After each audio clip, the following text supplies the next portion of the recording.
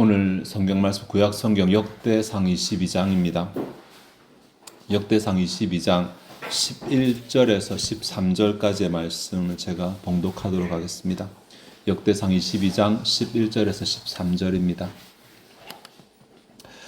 이제 내 아들아, 여호와께서 너와 함께 계시기를 원하며 네가 형통하여 여호와께서 내게 대하여 말씀하신 대로 내 하나님 여호와의 성전을 건축하며 여호와께서 내게 지혜와 총명을 주사 내게 이스라엘을 다스리게 하시고 내 하나님 여호와의 율법을 지키게 하시기를 더욱 원하노라. 그때 내가 만일 여호와께서 모세를 통하여 이스라엘에게 명령하신 모든 규례와 법도를 삼가 행하면 형통하리니 강하고 담대하여 두려워하지 말고 놀라지 말지어다. 아멘. 해마다 5월 첫째 주가 되면 교회가 어린이 주일로 기억하여 지킵니다. 어린이가 주인공이라서 지키는 어린이날과 달리 어린이의 소중함을 우리가 생각해보자라는 의미로 만들어진 것이니까 그 역사에 대해서는 작년에 제가 했으니까 다루지 않도록 하겠습니다. 오늘 본문은 다윗이 말년에 솔로몬에게 뭔가 교훈을 하는 내용입니다. 그런데 그 교훈의 내용이 유언과도 같기 때문에 솔로몬을 향한 다윗의 유언의 한 부분이라고 말하기도 하는데, 근데 이게 이제 이 일이 언제 있었는가가 조금 생각을 해볼 문제인데, 여기 22장인데 21장에 보면 다윗이 하나님께 범죄한 사건이 기록되어져 있습니다. 다윗이 평생 하나님께 크게 범죄한 게 우리아의 처 밧세바를 범한 것과 이 두 번째 인구조사의 문제거든요. 인구조사를 한 내용이 21장에 나옵니다. 21장에 인구조사를 한 것 때문에 하나님이 진노하시고 그 때문에 연병이 내려서 온역이 내려서 약 7만 명 가량의 백성이 죽게 됩니다. 이때 그 하나님의 그 징계를 멈추게 한 게 뭐냐면 다윗이 오르나니 타작마당에서 하나님께 제사를 지낸 일이거든요. 오르나니 타작마당이 지금 이제 예루살렘에 있는 그 성전 자리입니다. 그곳에 가서 하나님께 제사를 지내고 하나님께서 천사의 팔을 거두게 하셔서 재난이 끝나게 됩니다. 이 일 이후에 다윗은 여호와의 성전에 대해서 굉장히 큰 관심을 가지고 여호와의 성전을 짓게 합니다.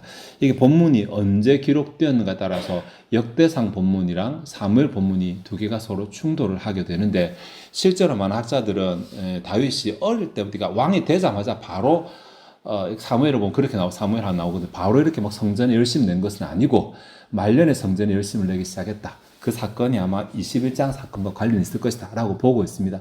어쨌든 오르난에서 하나님을 경험한 이후에 그곳에 성전을 짓기 위해서 굉장히 다윗이 노력을 하는데, 근데 하나님께서 다윗에게 성전 짓는 것을 허락하지 않으시거든요.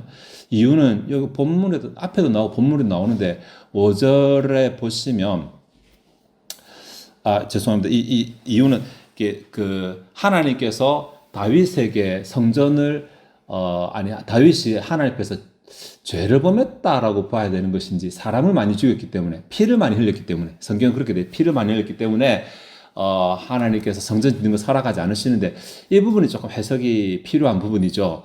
다윗이 이스라엘 백성들을 위해서 피를 흘렸고, 또 더군다나 하나님의 명령에 따라서 전쟁에 나간 것이잖아요. 근데 하나님께서 그것을 문제 삼아서 성전을 짓지 못하게 하신다. 이게 과연 맞는가? 라고 하는 이제 문제가 생겨나게 됩니다. 오늘 본문이 다룰 내용은 아니지만 짧게 설명하는 이 부분에 대한 해석이 몇 가지가 있습니다. 어떤 분들은 아마 다윗이 하나님의 성전을, 그러니까 거룩한 전쟁을 수행하기도 했지만 다윗이 평생에 수행한 전쟁 가운데는 하나님과 상관없는 사례들도 있었다. 예를 들면 블레셋 아기스에게로 도망갔을 때 아기스가 그에게 성을 하나 주잖아요. 시글락이라는 성을 주고 그곳에서 아말렉 사람들을 죽이고 온 이러한 내용들은 사실 하나님의 직접적인 명령과는 크게 상관없이 자신의 자리를, 아기스 밑에 자신의 자리를 지키 이방왕의 눈에 잘 보이기 위해서 행한 것이 아니냐라고 하는 이런 것들을, 또 다윗이 자신의 정적을 제거한 일이라든지 이러한 일들이 하나님 앞에 죄로 여겨졌을 것이다 라고 보는 것이고, 꼭 그렇지만은 않다. 다른 해석은, 이것을 수요일날 저하고 공부하실 때 했는데, 하나님이 생각하시는 이스라엘의 그 세 가지 영역 개념으로 설명을 하시는 게 있습니다.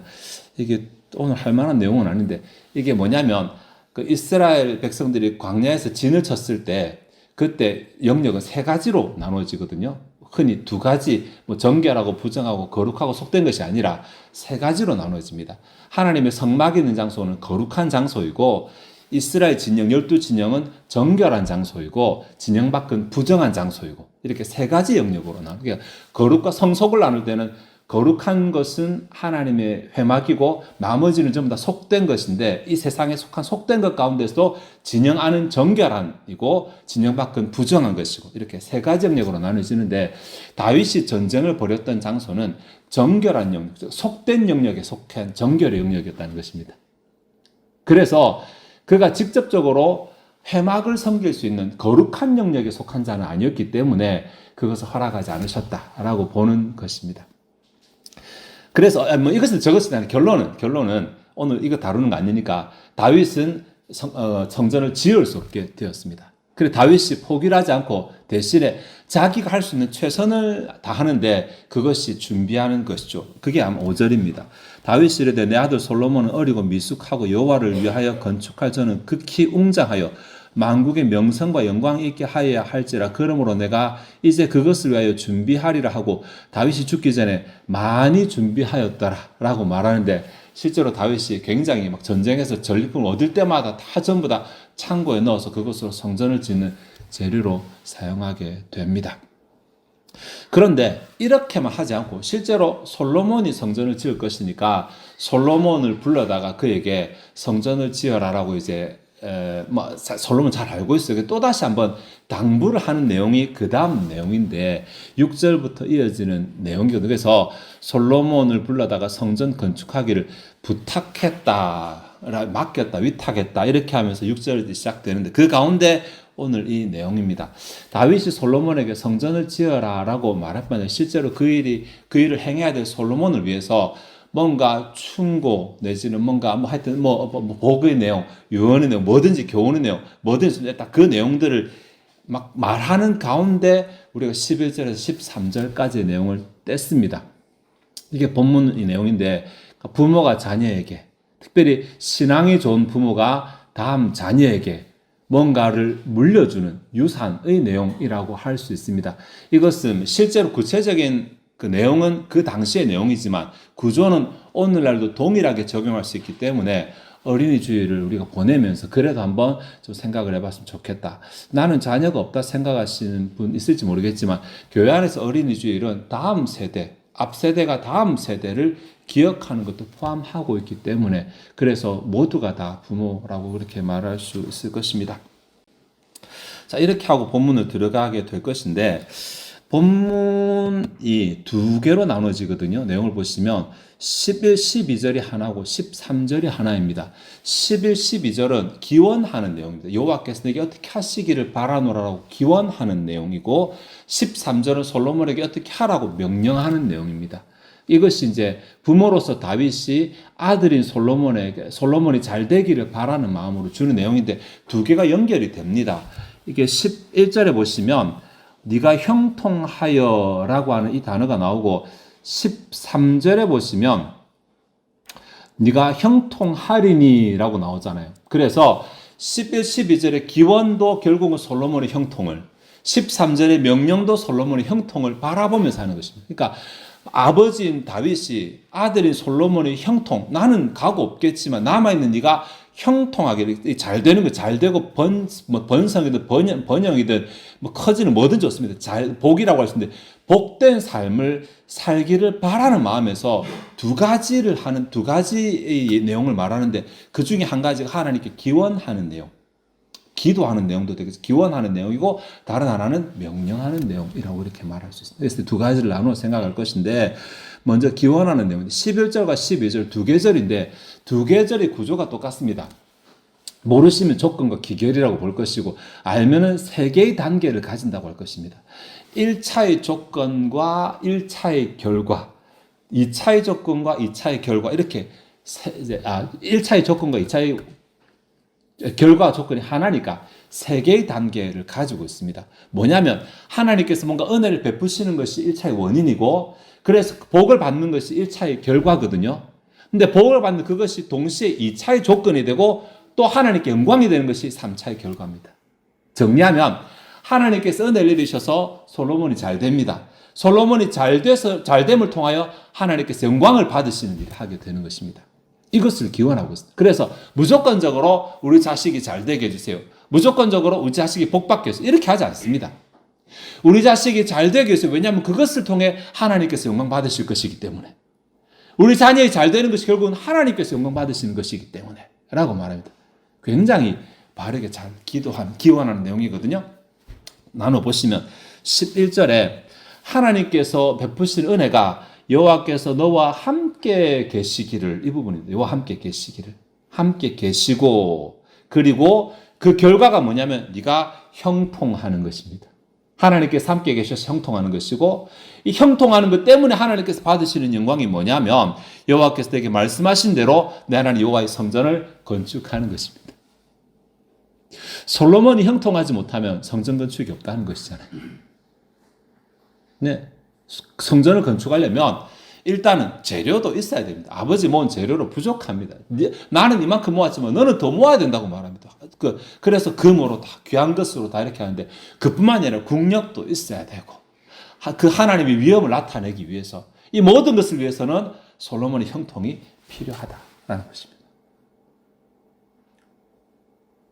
12절 같은 경우는 하나님께 처음 베푸신 은혜가 내게 지혜와 총명을 주시는 것입니다. 솔로몬에게 지혜와 총명을 주시는 것. 그래서 솔로몬이 받아 누리는 복이 뭐냐면 이스라엘을 잘 다스리는 것입니다. 그것으로 인해 하나님께서 받으시는 영광은 우리 한글 성경과 조금 번역이 애매하게 됐지만 이스라엘 백성들이 하나님의 율법을 잘 지켜가는 것입니다. 네. 그러니 솔로몬에게 지혜를 주시는 것이 하나님께도 영광이 된다. 하나님의 백성들이 하나님 말씀 잘 들을 것이니까. 괜찮은 기도 패턴 아닙니까? 그냥 우리 자식 잘 되게 해주세요. 이것보다는 훨씬 더 하나님의 보좌를 움직이기에 설득력 있는 기도잖아요. 우리 자녀가 잘 되는 것이 우리 자녀만 잘 먹고 잘 사는 게 아니라 결국 하나님께도 잘 되는 것입니다. 라고 하는 마음이 밑에 깔려 있잖아요. 더군다나 지금 이것은 기도의 내용 아닙니다. 아니고 사실은 이제 기원이라 내용이 기원이기 때문에 기원이지만 이게 미완료로 되어 있으니까 이렇게 하실 것이다. 하나님께서 너와 함께 하실 것이다. 그래서 네가 형통할 것이다. 그래서 성전이 지어질 것이다. 라고 마치 예언하듯이 미완료로 그냥 말하고 있습니다. 이것은 교훈적인 기능을 가지고 있거든요. 네.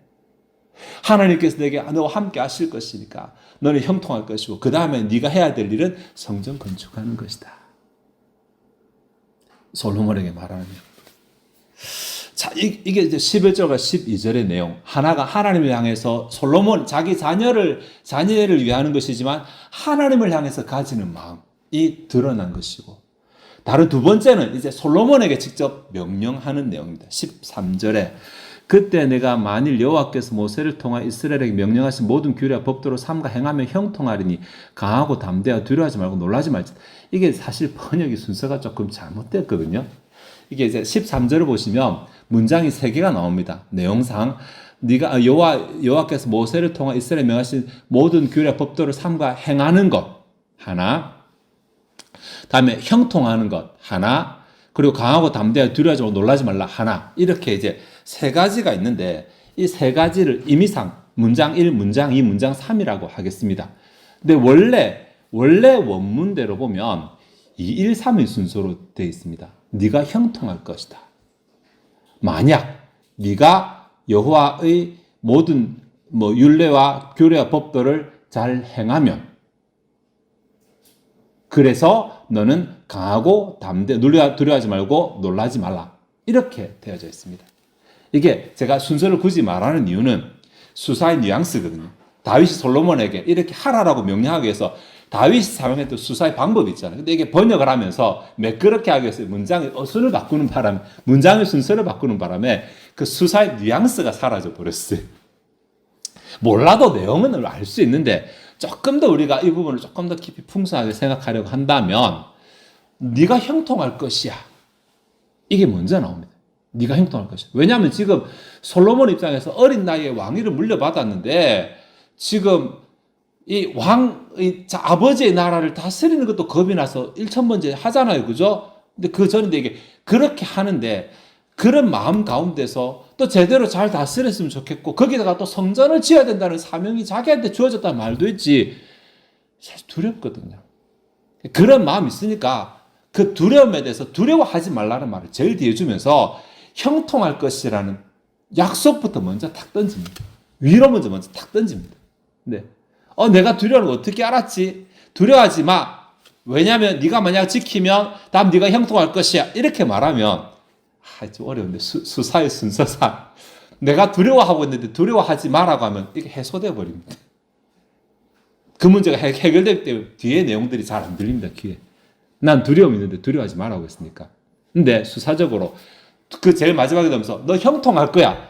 내가 사실 두려워하는 그 근본적인 원인이 형통하지 못할 것에 대한 두려움, 잘하지 못할 것에 대한 두려움인데 너 잘할 거야 라는 말을 먼저 주면 두려움보다 더 기대를 가지고 어떻게 해서 어떻게 내가 이게 해결되지라는 기대를 가지게 만들고 네가 그 명령과 규례를 잘 행하면 나오면 잘 받아들이게 되는 것입니다. 네, 그래서 수사의 순서상 조금 잘못됐지만 이제 살펴보고 내용 원래 이제 살펴본 내용 이건 이제 그냥 반찬으로 살폈다 생각하시고 원래 이 13절의 내용 보시면 솔로몬에게 명령을 하는 내용, 그 명령입니다. 왜 앞에 하나님께서 너와 함께 하실 것이고 네가 형통할 것이고 하나님께서 내게 지혜를 주실 것이고 네가 잘 이렇게 복을 막 준 것처럼 보이는데 복을 약속한 것처럼 보이는데 사실은 그 복을 약속한 것이 아니라 복을 기원한 것이었고 하나님께서 이렇게 주시기를 기원한 것이었고 솔로몬이 그렇게 아버지가 기도한 내용들을 실제로 받아 누리기 위해서는 뭔가를 해야 된다는 것입니다. 그게 뭔데요? 하나님의 규례를 지켜야 하는 것입니다. 순종하는 것입니다. 네. 가만히 보면 다윗은 지금 굉장히 언약적 구조에서 솔로몬에게 유언을 하고 있습니다. 언약적 구조. 뭐냐면 이 하나님께서 언약 때문에 내게 뭔가를 하실 것이야. 지혜도 주시고 함께도 하실 것이야. 그럼 네가 그 언약적인 복, 형통을 받아 누리기 위해서는 네도 언약의 자리에 서야 된다. 그게 뭔데? 율법을 지키는 것, 규례를 지키는 것이야. 네. 솔로몬이 들으면서 이 다윗의 이 의도를 잘 알았을지는 모르겠지만 듣다 보니까 그냥 결론은 내가 지켜야 되는구나 라고 하는 결론으로 가게 되는 것입니다. 하나님께서 이렇게 네게 베풀어 주시고 네가 지금 걱정하는 바대로 그 성전을 건축하는 문제도 하나님 너와 함께 하셔서 네가 잘 강성하게 돼서 지켜야 될 것이고 이스라엘을 잘 통치하는 문제도 하나님께서 네게 지혜를 주셔서 네가 잘 통치하게 될 것이고 이렇게 했는데 그게 그냥 막 복만 막 계속 말한다고 그냥 되는 것이 아니야. 네가 이것을 하기 위해서 이 형통을 누리기 위해서는 주의 규례를 지켜야 된다. 이렇게 말하는 것입니다. 네. 그렇게 하면 네가 지금 겁낼 필요 없어. 두려워할 필요 없어. 13절의 문장을 우리의 논리대로 바꿔서 말한다면 이렇게 해볼게요. 네가 왕이 된다고 해서 겁낼 필요 없다. 만일 네가 모든 규례와 법도를 잘 지키면 그때 네가 형통할 것이니까. 이게 우리의 논리거든. 우리 순서 원래 순서인데 이제 다윗이 이것을 형통을 앞으로 빼서 정반대로 바꿨을 뿐이지. 근데 이것이 이 구조가 다윗이 솔로몬에게만 할 수 있는 구조가 아니라는 우리도 얼마든지 할 수 있는 일반적인 구조를 다윗이 솔로몬에게 적용시켰을 뿐입니다. 하나님이 행하신 원리를. 우리 식으로 바꿔볼까요? 인생이 겁나 보여도 겁낼 필요 없다. 만일 네가 하나님 말씀에 잘 순종하며 살아가면 다 잘 될 것이야. 네. 세상이 줄 수 있는 것은 괜찮아, 다 잘 될 거야. 여기까지입니다. 보장을 못하는 위로입니다. 세상이 줄 수 있는 것은. 네. 그냥 지금 내가 조금 부담을 내려놓고 지금 위로를 얻기 위해서 내일의 문제를 해결하는 방법이 아니라 지금 나를 위로하는 방법으로 잘 될 거라고 말하는 세상에 할 수 있는 전부 다입니다. 성경은 뭐냐면 미래가 잘 될 수 있는 방법도 제시를 합니다. 하나님 말씀에 순종하면 잘 될 거야. 네. 하나님 말씀에 순종하면 잘 될 거야. 이 사이에 감춰진 게 뭐냐면 11절과 12절이에요. 하나님 말씀에 순종하면 하나님께서 너와 함께 하실 것이고 하나님 말씀에 순종하면 하나님께서 내게 지혜와 총명을 주실 것이고 그래서 네가 형통할 것이고 그래서 네가 잘 다스릴 것이고 이게 포함되어 있습니다. 그래서 잘 될 거예요. 여기까지 하고 어린이 주일을 보내면서 우리는 우리 자녀에게 혹은 우리 다음 세대에게 어떤 가치관을 가지고 대하고 계시는지. 네? 어린이날 되면 애들한테 선물 사주고 밥 맛있는 거 사주고. 여러분, 입으로 집어넣게 한 이거는, 그거는 짐승들도 하는 바잖아요. 짐승도 지 새끼한테 하는 바예요. 맞잖아요. 먹이는 거. 그럼 세상 어떻게 살아가야 되는지 가르치고 교육하는 거. 짐승도 그렇게 합니다. 지 새끼한테. 어떻게 사냥하는지, 어디에 집을 둥지를 태야 되는지. 그런데 짐승이 해주지 않는 것입니다. 해주지 않는 것. 할 수 없는 것. 그게 아마 우리식의 표현으로는 양육이라고 하기도 하고 훈육이라고도 하는 것이죠. 우스갯소리로 옛날에 사육, 교육, 양육 이렇게 구분하는 말이 있잖아요. 사육은 밥 먹이는 게 사육이고, 교육은 지식 가르치는 게 교육이고, 양육은 그럼 뭔데? 양육은 기를 양자, 기를 육자를 쓰거든요. 이때 앞에 기르다라는 것은 기를 육자고 좀 기를 육자는 자라게 하는 것이고, 양육은 채워가는 것입니다. 그래서 사람됨을 갖추어 가도록 하는 것, 내면을 성장시키도록 하는 것, 그것을 양육이라고 한다면, 굳이 구분한다면, 자, 우리는 우리 다음 세대에게, 여러분의 자녀에게 어떤 가치관으로 대하시는가? 엄마 아빠가 바빠서 밥 먹이기도 힘들어서 돈 벌어서 밥 먹이는, 이것이 우리가 자녀에 대해서 내가 부모의 의무를 행한 것이다 라고 한다면 사육하고 별반 다를 바가 없을 것이고, 내가 번 돈으로 니를 그래 대학까지 공부시키고 학교 공부 다 시켰는데 이렇게만 생각하신다면 또 교육의 가치관까지 있는 것이고, 자녀가 영적으로 성장하며 자녀의 내면이 자라나며 자녀가 사람됨을 갖추며 이런 것에 내가 뭔가 투자를 하고 노력을 했는가, 이 가치관으로 생각해 보시고, 또 교회의 자녀들인 다음 세대, 교회에서 시끄럽게 떠들기만 하고 귀찮고 철 얹어도 이렇게만 바라보실 것이 아니라, 우리도 저런 시절이 있었고, 그죠? 우리도 저런 시절이 있고, 우리 다음 세대를 위해서 우리가 어떤 마음으로 그들을 바라보고 관심 가지고 있는지 또 한번 좀 점검해 보았으면 좋겠습니다. 해마다 어린이 주일을 합니다. 그냥 또 한 번의 어린이 주일이 아니라 부모로서 혹은 신앙의 선배로서 우리가 하나님께서 우리에게 허락해 놓으신 다음 세대를, 우리 자녀를 진짜 그들이 형통하기를 바라고 진짜 그들이 잘 되기를 바란다면 우리 자녀를 위해서 하나님께 기도하는 내용도 한번 점검해보고, 우리 자녀에게 평생의 교훈으로 줄 수 있는 그 신앙적인 내용도 한번 생각해보는 우리들이 되었으면 좋겠습니다. 기도하시겠습니다. 하나님, 오늘 하나님께서 우리에게 위탁하신 자녀들과 교회의 다음 세대를 생각해보는 주일입니다. 그냥 우리가 어쩌다 보니 우리에게 태어나고 어쩌다 보니 우리 교회에 같이 있는 아이들이 아니라 하나님께서 내게 뜻이 있어 위탁한 자녀들이고, 하나님께서 뜻이 있어 같은 교회 안에서 섬기게 한 하나님의 다음 세대인 것을 생각하게 하시고, 무관심할 것이 아니라 그냥 외면적으로 그냥 그들이 필요를 채우면서 끝낼 것이 아니라, 실제로 하나님께서 우리를 통해서 그들에게 이루실 일들을 기대하며 바라보며 그것으로 한편으로 하나님께 기도하고 다른 한편으로 그들을 훈계하며 양육하는 노력을 우리가 감당하는지를 돌아보게 하여 주옵소서. 우리도 하나님 앞에 형통한 삶을 살아야겠지만, 하나님 우리 앞에 우리의 마음 가운데 쓰인 우리 자녀들, 우리가 계속해서 관심 가는 어린 영혼들 또 하나님 앞에서 잘되고 형통함을 누리기 위해서 기도하며 또 신앙으로 훈계하는, 교훈하는 우리들 되게 하시기 원합니다. 하나님, 이 시간으로 주 앞에 준비된 예물을 드리고자 합니다. 우리의 마음이 즐거이 하나님을 헌신하게 하옵소서. 감사드리며 예수 그리스도의 이름으로 기도하옵나이다. 아멘.